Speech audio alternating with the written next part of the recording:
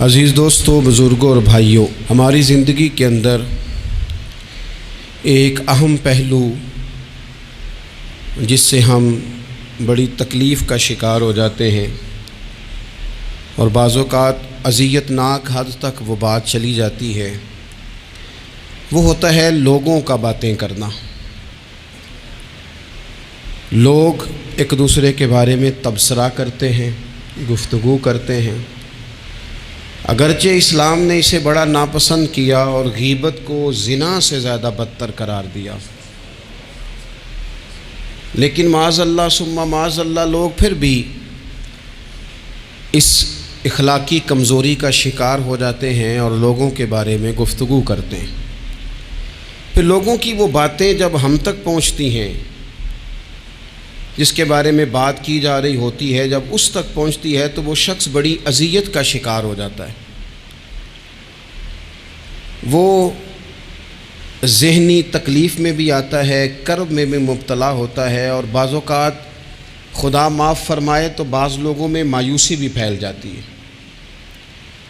آپ قرآن مجید فرقان حمید کو دیکھیں تو اللہ تعالیٰ نے قرآن مجید میں فرمایا کہ وَإِذَا قِيلَ لَهُمْ آمِنُوا كَمَا آمَنَ النَّاسُ، جب منافقین سے کہا جائے کہ اس طرح ایمان لاؤ جس طرح کے باقی لوگ ایمان لائے ہیں، یعنی صحابہ کرام، قالوا تو وہ کہتے ہیں انؤمن کما آمن السفہاء، ہم اس طرح ایمان لے آئیں جس طرح معاذ اللہ یہ بیوقوف ایمان لائے، ان کی طرح ایمان لے آئیں۔ الا انہم هم السفہاء، اللہ فرماتے ہیں خبردار ہو جاؤ یہی بیوقوف ہیں، ولکن لا یعلمون، لیکن یہ جانتے نہیں، انہیں اس بات کی خبر ان لوگوں کو جو کائنات کے بہترین لوگ ہیں زمین پر، انبیاء کے بعد صحابہ، ان کو لوگوں نے بیوقوف کہہ دیا،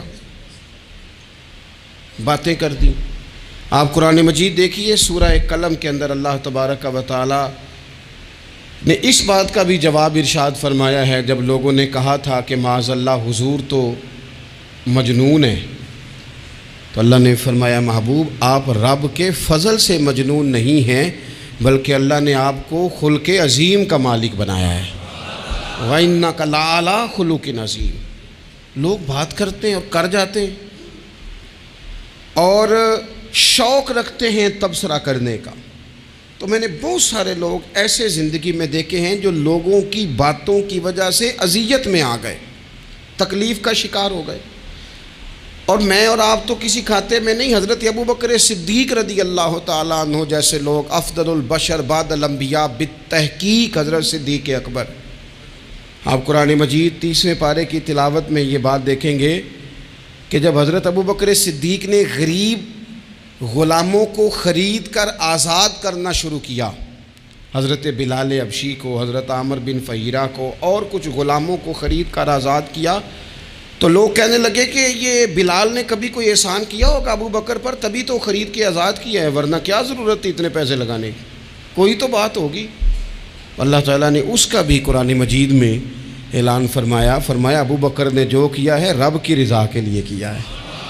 تو گفتگو کرنا، بات کرنا، لوگوں کا اتنا یہ خطرناک مزاج ہے، ایک جملہ کہہ کے لوگ سائڈ پہ ہو جاتے ہیں، بندہ بیچارہ ساری رات تڑپتا رہتا ہے، ایک فکرے کا تبصرہ کر کے لوگ کونے میں چھپ جاتے ہیں، اور کسی آدمی کے لیے وہ اسے سولی پہ لٹکا جاتے ہیں، اپنی زبان کے تیروں سے لوگ پریشان کرتے ہیں۔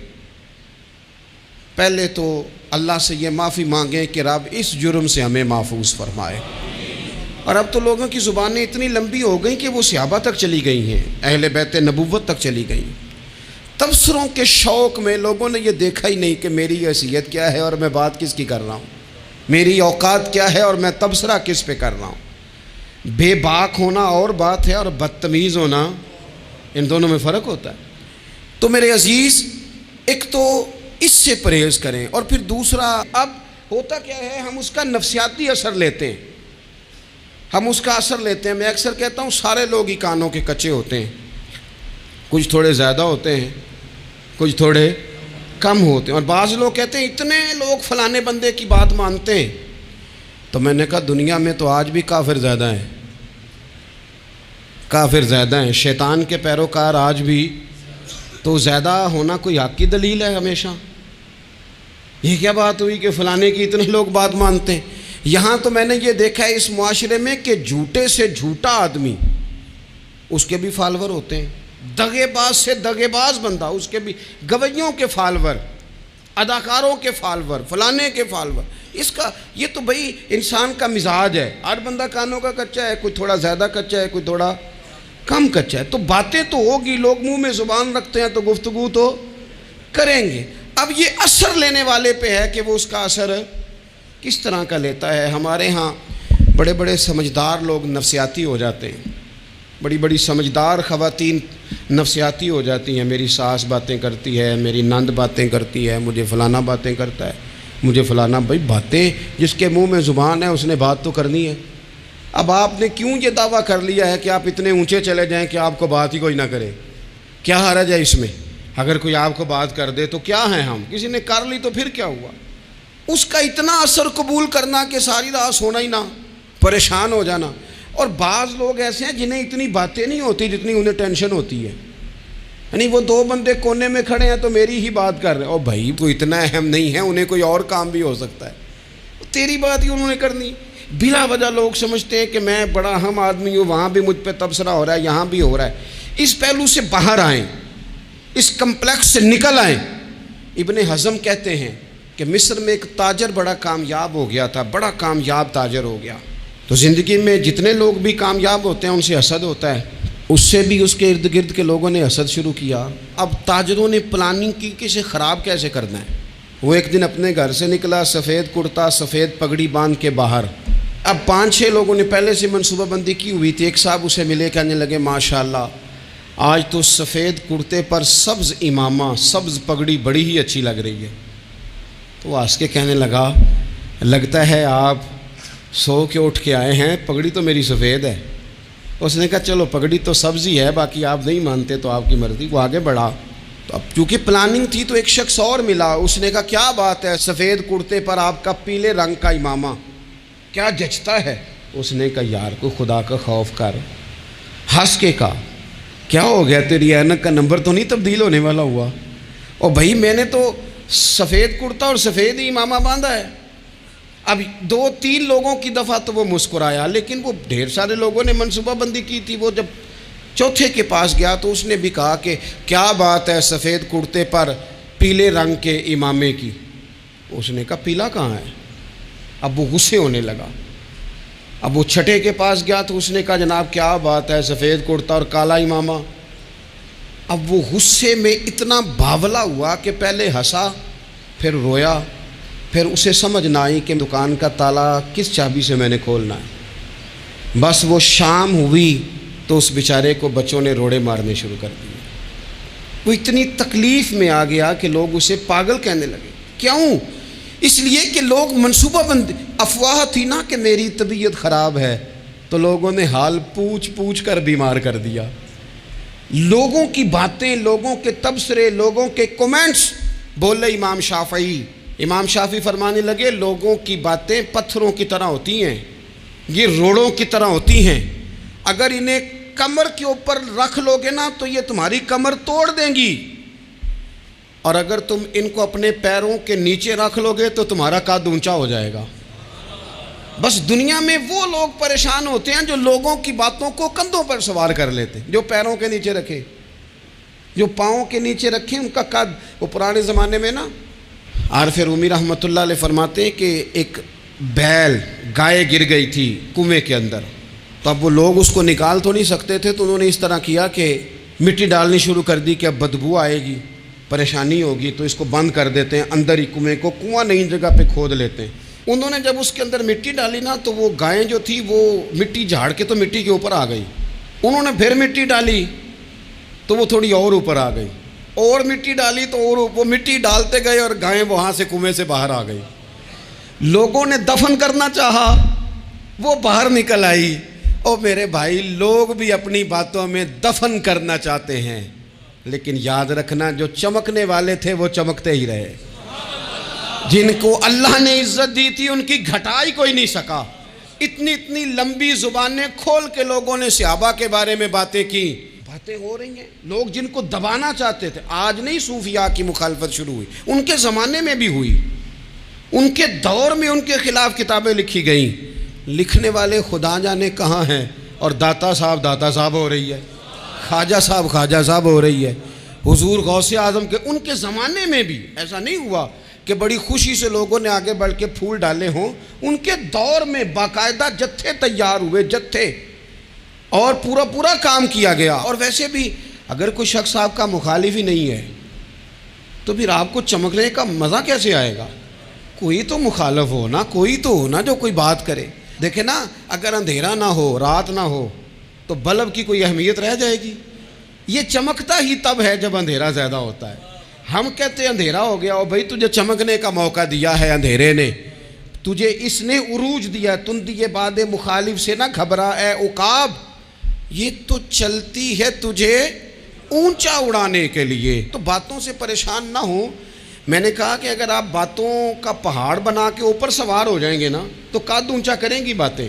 جو بندہ ڈسکس ہونے لگ جاتا ہے وہی تو مشہور ہوتا ہے، اسی کی تو بات ہوتی ہے۔ دیکھیں کیا ہوتا تھا بھلا مکے میں، کوئی بندہ باہر سے آتا تو ابو جال اسے کھڑا کر کے کہتا حضور کے پاس نہ جانا، تو کہتا پتہ تو کروں بھلا نبی پاک کے پاس کیا ہے، پتہ تو کروں بھلا حضور کے پاس کیا ہے۔ تو جن سے تعارف نہیں ہونا تھا وہ بھی تعارف کرا رہے تھے رسول پاک کا۔ تو اس لیے باتوں سے گھبرا جانا۔ ہاں ایک بات ہمیں کتاب و سنت میں ملتی ہے، اس پر ضرور غور کریں، تہمت والی جگہ سے بچیں، تہمت کا موقع نہ دیں۔ مطلب بلا وجہ ہی اپنے لیے بحث کا دروازہ کھولنا یہ درست نہیں ہے۔ اپنے لیے ہم نا دروازے کھول لیتے ہیں بحث کے، مفت کی بحث ہو رہی ہے، فلانا بھی ڈسکس کر رہا ہے۔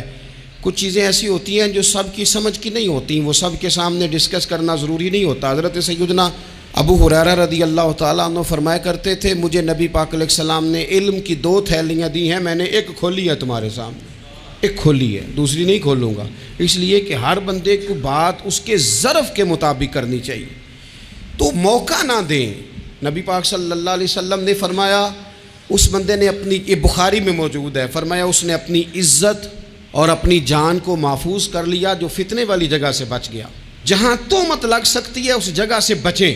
جان بوجھ کے لوگوں کو موقع نہ دیں باتیں کرنے کا، جان بوجھ کے موقع نہ دیں۔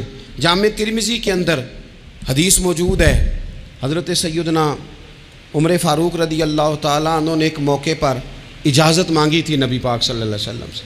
عرض کیا یا رسول اللہ صلی اللہ علیہ وسلم، مجھے آپ اجازت دے دیں، میں عبداللہ بن ابی سلول کی گردن اڑا دوں، یہ منافق بار بار آڑے آتا ہے، بار بار تکلیف دیتا ہے، آپ مجھے اجازت دیں میں اسے قتل کر دوں۔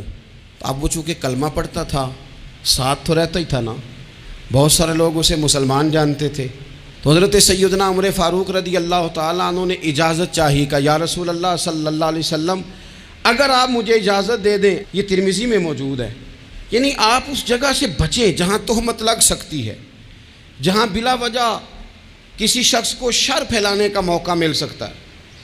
یا رسول اللہ مجھے اجازت دے میں عبداللہ بن ابی سلول کی گردن اڑا دوں۔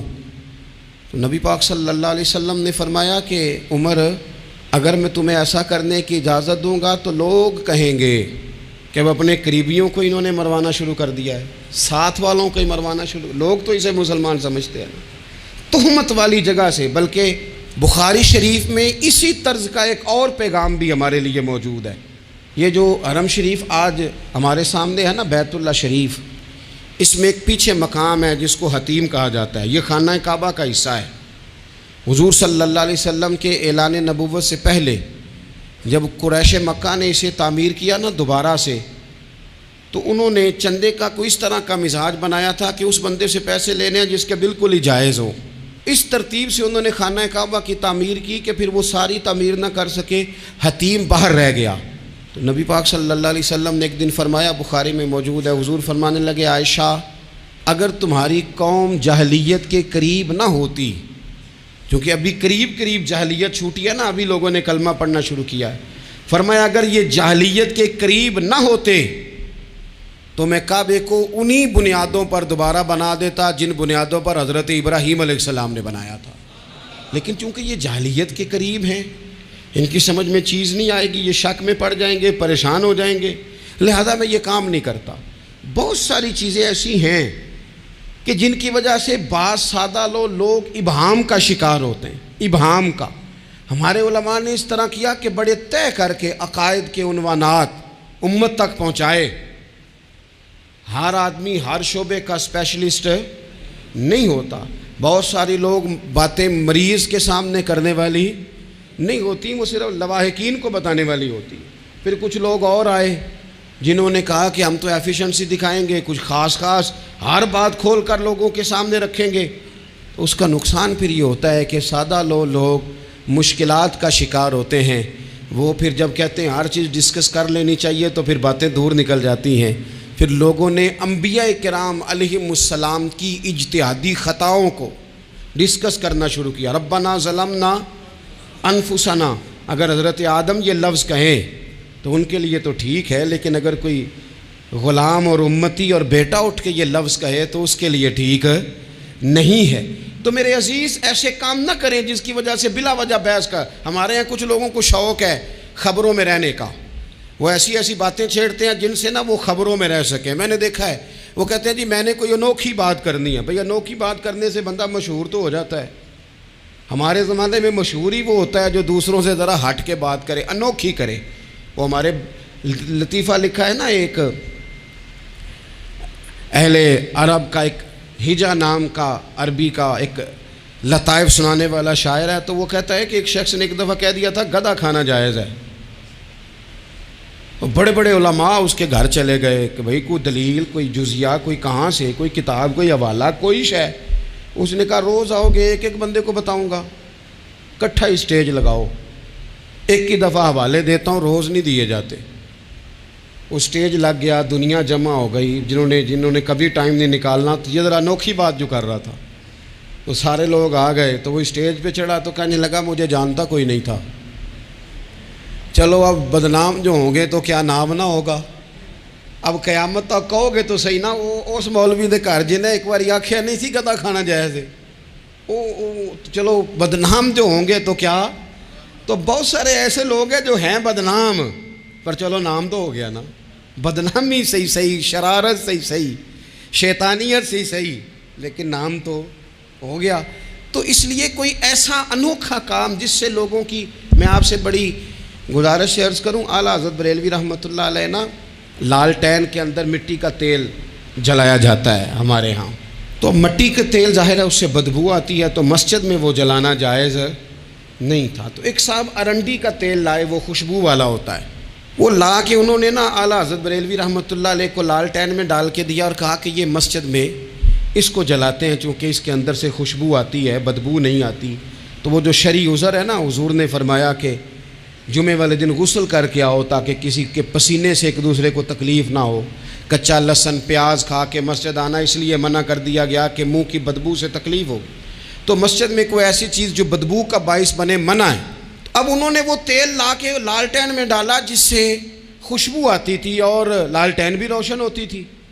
تو اعلیٰ حضرت فاضل بریلوی رحمۃ اللہ علیہ اپنے اس خادم سے فرمانے لگے کہ اب لوگ تو آئیں گے نا، تو ہمارے علاقے میں تو ساری دنیا مٹی کے تیل سے ہی چلاتی ہے، تو اب آپ نے ایک خوشبو والا تیل لا کے ڈال تو دیا ہے اس کے اندر لالٹین میں، پر یہ لوگوں کو بتائے گا کون کہ یہ تیل وہ نہیں ہے؟ لوگ تو یہاں سے دیکھ کے جائیں گے اور جا کے کہیں گے کہ اتنے بڑے عالم کی مسجد میں اگر جل رہا ہے تو ہم کیوں نہ جلائیں۔ تو فرمانے لگے وہ شخص کہ حضور پھر حال کیا ہے؟ فرمانے لگے آپ فرضوں کا سلام پھیر کے دعا سے پہلے لالٹین کے پاس کھڑے ہو جائیں اور جو بندہ گزرے اسے بتاتے جائیں کہ یہ مٹی کا تیل نہیں، یہ مٹی کا تیل نہیں، یہ مٹی کا تیل۔ ہر شخص کے ذہن تک بات اتر جائے تاکہ لوگ کسی ایسی چیز کا شکار نہ ہو جائیں جس سے کہ ان کے مزاج میں کوئی غیر شرعی چیز عروج پکڑ لے۔ تو میرے عزیز ہم نہ کچھ بدگمانیاں لوگوں کے اندر لوگ ڈالتے ہیں۔ ہمارے ہاں بالخصوص پاکستان میں جب سے سیاسی فرقہ واریت شروع ہوئی ہے، سیاسی، ہماری قوم کا مزاج اتنی بری طرح خراب کیا گیا ہے۔ ہمارے نوجوان بچے جو بڑے سنجیدہ پڑھے لکھے، ان کی گفتگو اپنے سیاسی مخالف کے بارے میں اتنی لوز کر دی گئی ہے، اتنی کمزور کر دی گئی، اتنی خوفناک کر دی گئی ہے کہ اس طرح تو کبھی نہیں ہوا تھا۔ یہ مزاج جو لوگوں کو دیا جا رہا ہے، قومیں اپنے اخلاق کے طور پر زندہ رہتی ہیں۔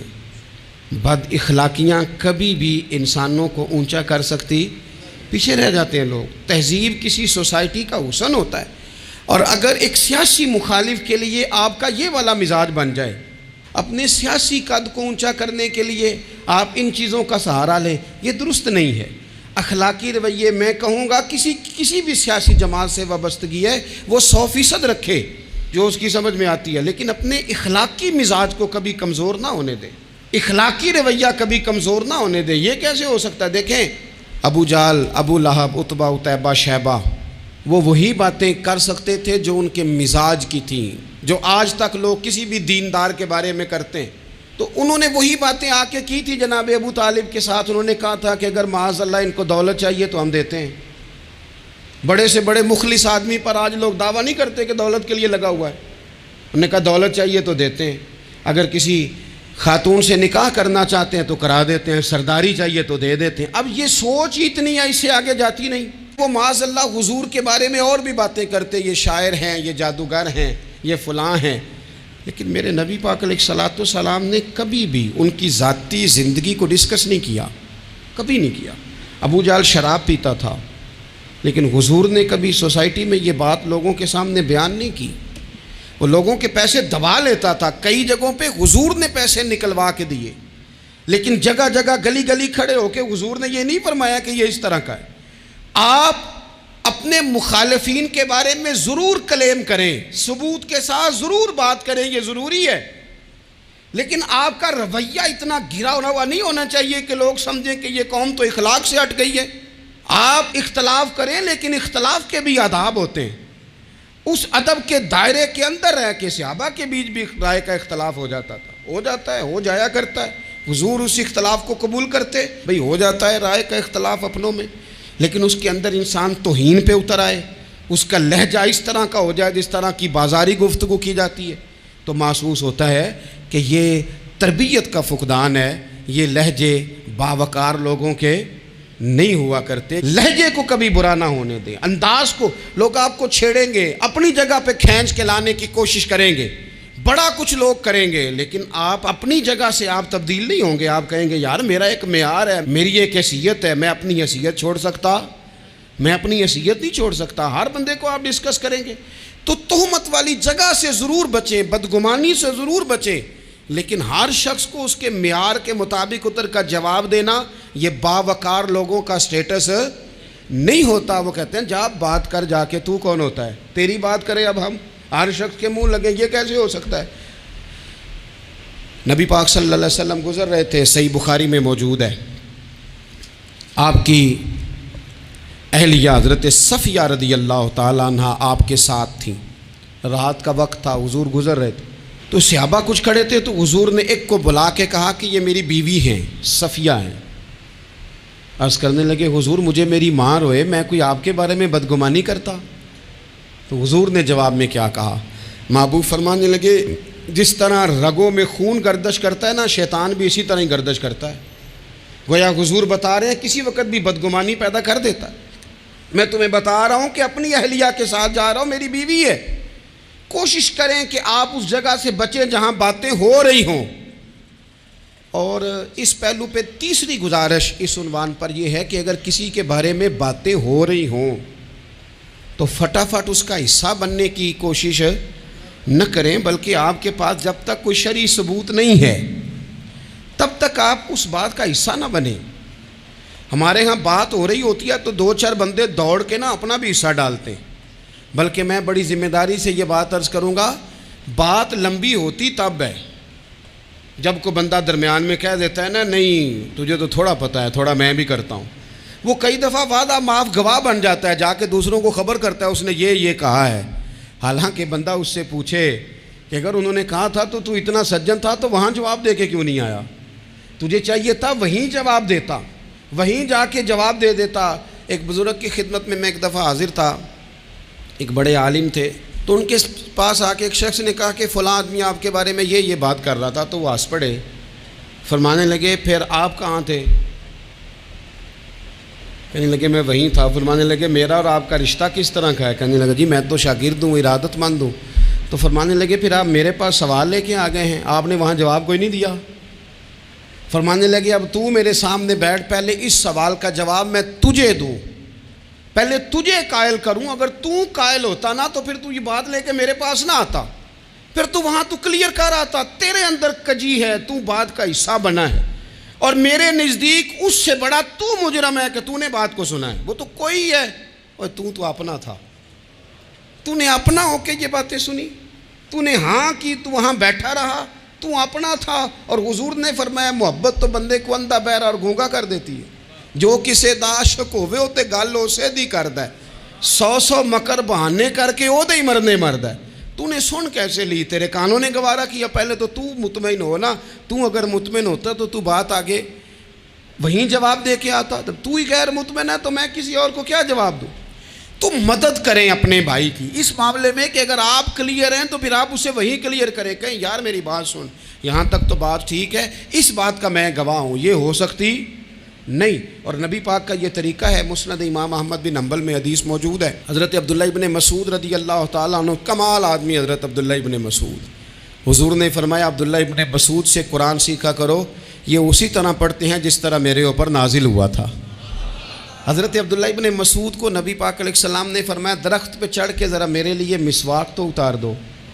حضرت عبداللہ ابن مسعود کی پنڈلیاں پتلی پتلی تھی، ٹانگیں پتلی تھیں، وہ درخت پہ چڑھے، ہوا چلی تو کپڑا تھوڑا ہٹ گیا، تو بعض لوگ ان کی پتلی پنڈلیوں کا مذاق اڑانے لگے، معاذ اللہ، دیکھو کیسی باریک باریک پنڈلیاں ہیں، کیا انداز ہے۔ اب حضور بیٹھے ہیں نا، تو انہوں نے جو بات کی تھی وہ بات بھی درست تھی، پنڈلیاں واقعی پتلی تھیں، اور کوئی بھی اس انداز میں دیکھتا تو شاید مسکراتا۔ جب انہوں نے کہا نا دیکھو پتلی پنڈلیاں، تو حضور نے ہمارے لیے طریقہ کیا چھوڑا، ہمارے لیے سیرت کیا چھوڑی؟ حضور سید عالم فوراً ارشاد فرمانے لگے، نبی پاک فرمانے لگے چپ کرو، تم میرے عبداللہ کی پنڈلیوں کو پتلا پتلا کہہ رہے ہو نا، قیامت کے دن جب میزان لگے گا اور ان پنڈلیوں کا تمہیں وزن پتہ چلے گا، پھر پتہ چلے گا میرے عبداللہ کی شان کیا ہے۔ یہ بڑی وزنی پنڈلیاں ہوں گی، جب ان کا میزان پر وزن تلے تو آپ دفاع کریں۔ نبی پاک صلی اللہ علیہ وسلم نے فرمایا اگر کسی جگہ تیرے بھائی کی عزت پر حملہ ہو رہا تھا اور تو بچانے پر قادر تھا اور تو نے اس کی عزت سے اس شر کو روک دیا، کہا نہیں یار ایسی بات نہیں ہے، تم غلط کہہ رہے ہو، فرمایا اگر تم کسی کی عزت کا دفاع کرو گے تو فرمایا جہاں تمہاری عزت خراب کی جا رہی ہوگی رب وہاں تمہاری عزت کا دفاع فرمائے گا، اللہ تمہاری عزت کا محافظ بن جائے گا۔ لیکن ہم کیا کرتے ہیں، ہم لوگ باتیں کر رہے ہوتے ہیں تو ہم ان باتوں میں ایک بات اور شامل کرتے ہیں، ہم ان باتوں میں ایک بات اور شامل کر لیتے ہیں اور انداز اختیار کر لیتے ہیں، اور جو آپ کے حق میں ہے اس نے مخالف نہیں ہونا، اور جو مخالف ہے اس نے کبھی حق میں چھوڑیں۔ آپ کس کو قائل کر رہے ہیں؟ جس کی سمجھ میں آتی ہے وہ قبول کرے، نہیں آتی تو دروازہ کھلا ہے، کہیں اور تشریف لے جائے۔ ہمارا یہ مزاج بن گیا کہ بلا وجہ کی وضاحتیں بھی بندے کو کمزور کرتی ہیں، بلا وجہ ہم کمزور پڑ جاتے ہیں، تھوڑے بے نیاز ہو جائیں، چھوڑیں کچھ بے نیاز بنے، طبیعت کوئی بے نیاز، ہم نہ بے نیاز نہیں ہوتے، ہر بات کو سوچتے ہیں، ہر بات کی وہ جی وہ فلانے نے پتہ کیا کہا ہے، تو بڑی معذرت سے بالخصوص خواتین کا مسئلہ ہوتا ہے، وہ کہتے ہیں پوری دسو، نہیں دسو نے آکھیا کی، بھئی آپ نے کیا کرنا ہے، اس کے لیے پھانسی کا حکم لگانا ہے آپ نے، چھوڑ دیں، بات ہو گئی ختم ہو گئی۔ اپنی زندگی میں تھوڑی سی بے نیازی بھی پیدا کریں، تھوڑی سی بے نیازی، ہر ایک کی بات سننا، ہر ایک کی بات پر غور کرنا، ہر بندے پر تبصرہ شروع کر دینا، وہ تو تکلیف آ جائے گی۔ وہیں سے جہاں سے بات شروع کی تھی پھر وہیں لاتا ہوں کہ باتوں کا اثر لیں لیکن صرف خیر کی باتوں کا اثر لیں، لیکن صرف اچھے لوگوں کی باتوں کا، ہر ایک کی بات کا اثر لوگے لوگ دو قدم نہیں چلنے دیں گے۔ اور دوسرا میں آپ کو بڑی ذمہ داری سے عرض کرتا ہوں، ہم ویژن والے لوگ ہیں، ہماری 1400 سال کی تاریخ ہے، ہم ویژن والے لوگ ہیں۔ یہ نہیں ہے کہ ادھر ایک بندہ آیا تو تھوڑی سی ہم اس کے پیچھے چلے جائیں گے، پھر کل ایک اور آئے گا تو تھوڑا سا اس کے پیچھے چلے جائیں گے۔ یہ تو وہ لوگ ہوتے ہیں جن کے پیچھے بنیاد نہیں ہوتی، اور جن کی پوری بنیادیں ہونا وقت زیادہ ہو گیا، ورنہ میں آپ کو اپنی سند پڑھ کے بتاتا کہ ہماری سند امام بخاری تک کیسے جاتی ہے اور امام بخاری کی رسول پاک تک کیسے جاتی ہے۔ یہ تو ایک تسلسل ہے، تو اس لیے بڑی جلدی آزمائش کا شکار نہ ہوا کریں۔ باتیں کس لیے ہیں؟ جو بندہ ویلا ہے اس نے بھی 4 باتیں، تو ہر بات کا اثر نہ لیں۔ بالخصوص جوانوں سے کہتا ہوں، ٹارگٹ اچیو کرنے کے لیے سب سے پہلے تو مقاصد کا تعین کرے، جانا کدھر، اور پھر اس پہ لگ پڑے۔ باتیں ہوتی رہیں گی لیکن باتوں کو پشت پہ سوار نہیں کرنا، باتوں کو پاؤں کے نیچے رکھنا ہے، قد اونچا ہو جائے گا۔